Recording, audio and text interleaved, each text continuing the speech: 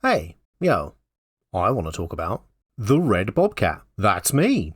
But if you're not into that, you don't want to listen to me talk about the channel and you're just here for the deck tech, then skip to this timecode. That's where this video begins, it's the very next chapter, and all the timestamps are in the description so you can skip ahead that way if you like too. Because I'm just going to talk shop for a minute, so go ahead. Right. Do you think they've done it? Are they gone? God, those people are the worst. You know, they don't subscribe, they don't support me on Patreon, but they're always down in the comments. All red, every deck you build is bad actually, and I want to say to them, yeah, they're just meant to be a bit of fun. This wouldn't function in a real game, probably not, no, but I don't think I've ever made illusions otherwise. The amount of land you run is wrong. I mean, yeah, but these people don't get that my decks are more concept decks. They explore a funny idea to an extreme degree. They're not meant to be hyper efficient, they're meant to make people laugh or intrigue them. That thing you said isn't accurate. Oh, they say this in so many of my videos. And again, my dude, yeah, I know, I'm an entertainer. Sometimes comedy requires a bit of silliness, a bit of suspension of disbelief. I am a cartoon cat, don't take everything I say at face value. I can't believe you're being serious. I'm probably not. I'm English, we have a very deadpan, dry sense of delivery. If I was constantly winking to the camera, it lessens the comedic twist. And the type that say this just need to watch to the end of the videos, that's usually where the punchline is that lets people in on the joke. You made me watch and wasted my time. What do they possibly mean? What are they doing that they're so busy they'll only interact with media that's been optimized to transfer information in the most efficient way, like the Borg, whilst still having time to sit and watch YouTube videos? Ridiculous. And I say, no more. I've had enough. So you know what? Alright, I'll cave. Let's do it. I'm sure we all know the meme red deck wins lol, so let's run with it.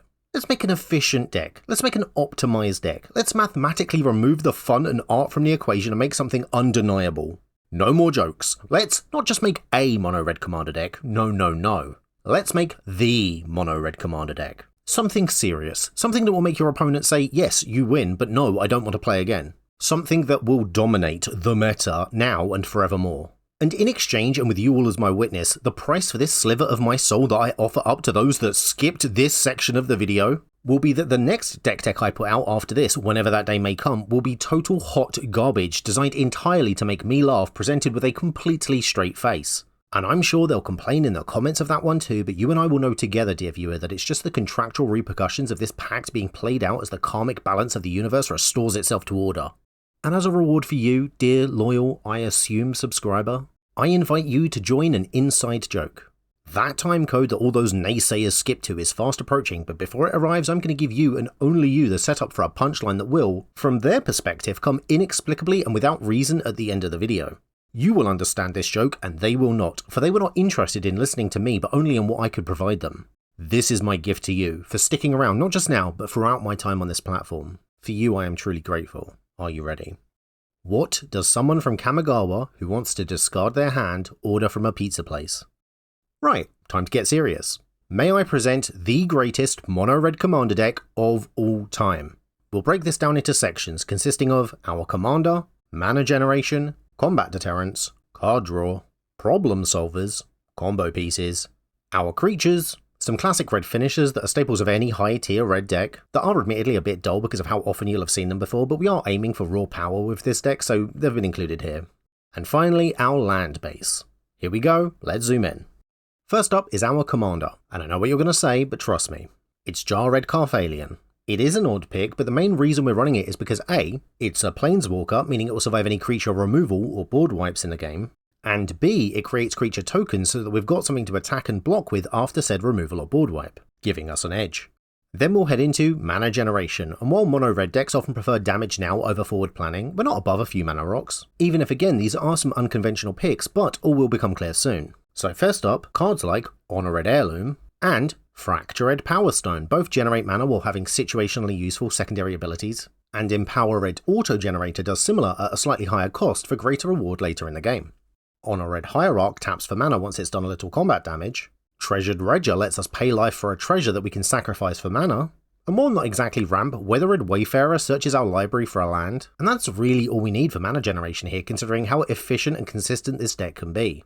Games just won't last long enough for us to need much ramp. And our next category, combat deterrents, are cards that will keep the heat off of us if ever the games do run a little longer. Keen Earred Sentry is a 2-cost no-brainer that makes us as a player hexproof. Weather Red Sentinels is a 3-cost brute punisher who can clap back at anyone who dares attack us. using some mechanics that lend themselves well to a bit of table politics fun, because if we're going to be on top, we might as well play the role and enjoy ourselves.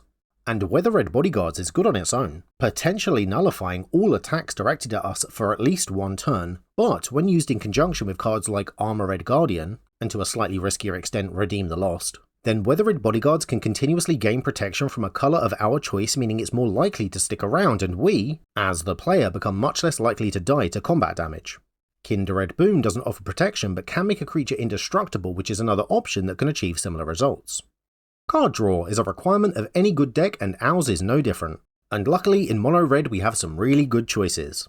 Cards like Inspired Idea and Predict will draw us cards and help us put cards into our graveyard, which is something that will become important later. Shared Discovery on the other hand only draws cards, but is incredibly cheap when used in conjunction with all those tokens that our commander has generated. Cards like Dureg and Credit Voucher aren't quite as universally good, but will help us in niche instances where we need to sacrifice a creature or redraw our entire hand. Undiscovered Clues will also help us draw cards, even if only instants and sorceries, but we have plenty of those in the deck. And speaking of drawing only one type of card, Call to the Kindred and Kindred Summons will both help us find additional creature cards of a type of our choosing. And just like with Kindred Discovery, we're going to want to choose humans, as that is the main creature type in our deck. More on that in the creature category later. Before that though, Problem Solvers are up next, and this category contains all of our options to deal with any card our opponents have that may cause us issues and that we want gone. Red's Use to Memory and Fractured Identity are both sorceries that exile a target non-land permanent. So remember, not just creatures but planeswalkers, enchantments, artifacts, whatever, very flexible. And Sheltered by Ghosts is an enchantment that does the same, even if only while it remains on the battlefield. Severed Strands is a single sacrifice outlet, life gain and targeted creature removal card, which will either chump sacrifice one of our many commander generated creature tokens with for the removal, or if for some reason we're in need of life, we can sacrifice something larger with more toughness and have it return from the graveyard later, using one of our combo pieces. More on that in a bit. Though I doubt we'll ever be in a position to need the life, but again flexibility is nice. Dire Red Downdraft puts a creature on the bottom of its owner's library, which can be even more frustrating for our opponent than destroying or exiling it depending on what deck they're running. And Reduced to Dreams isn't targeted, but will return all artifacts and enchantments to their owner's hands, which can be just as devastating against certain decks. And speaking of mass removal, Kindred Dominance and Azuri's Predation, if used right, can both be one-sided sweepers, possibly hitting every creature our opponents have but potentially leaving all of ours intact. And to a lesser degree, Engineered Explosives can achieve similar results but does require more planning and forethought. My Patreon is the next category. I'm an independent creator, which allows me to do and say certain things that other channels may choose not to, or risk upsetting the algorithm. But that does also mean that I need more support from my audience because I'm not always in line with what YouTube demands. Like sometimes I say naughty words. But for your support, I have a monthly behind the scenes blog keeping you updated on what's happening with the channel, weekly opinion polls where we discuss interesting aspects of the game, early audio only versions of these episodes that you can listen to as a podcast, and most tiers will include the option to have your name credited on screen at the end of my videos too. I have many tiers with many rewards, starting from as little as £1, which I think is about $1.50 US. So if you can afford it, if you like my work, you find value in what I do, and you want to support the kind of creators that you want to see so that we can continue to bring you the videos that you enjoy, then come check out my Patreon, link in the description below. Thank you. It's time to talk combo pieces, and as you may have gathered from the reasons I gave as to why some other cards have been included, the first thing we're going to want is Pilfer Red Plans and Scatter Red Thoughts, which yes are more card draw but will also allow us a small amount of self-mill, because having a few cards in our graveyard is good. Sequestered Stash is a land which does much the same, whilst also returning any key artifacts we don't want milled back into our library. Similarly, Codex Shredder also mills but can return any kind of card from our graveyard. Hedge Shredder mills but can save milled lands from the graveyard, and while Shared Trauma doesn't save anything, it is a mill card with the fun Join Forces mechanic, which frankly is just a blast to play but may also be incredibly powerful depending on your opponent's playstyle and how up for a laugh they are. Next we have 3 creature cards, each of whom are also here for their ability to return either themselves or other cards from the graveyard, synergizing with our self-mill strategy, and who all have the creature type human, which works nicely with our kindred strategy too. Then 3 sorceries which return cards en masse either from our graveyard to our hand, or in the case of Redress Fate, to the battlefield, which is very nice and really what we're aiming for. And finally 3 more spells which do the same again, at a cheaper cost, but only for a single target. Specifically, that Shieldred's Restoration also returns something to the battlefield instead of our hand, which again can be very useful and very powerful depending on what we've milled. But with all of these graveyard retrieval spells, what are we hoping to return? Well, the next category is our creatures, all of whom are humans once again synergizing with our kindred strategy. First up is these three, which are all 2-for-1 creatures that create tokens, just like our commander, which we'll use to either chump sacrifice, chump block, or just attack with.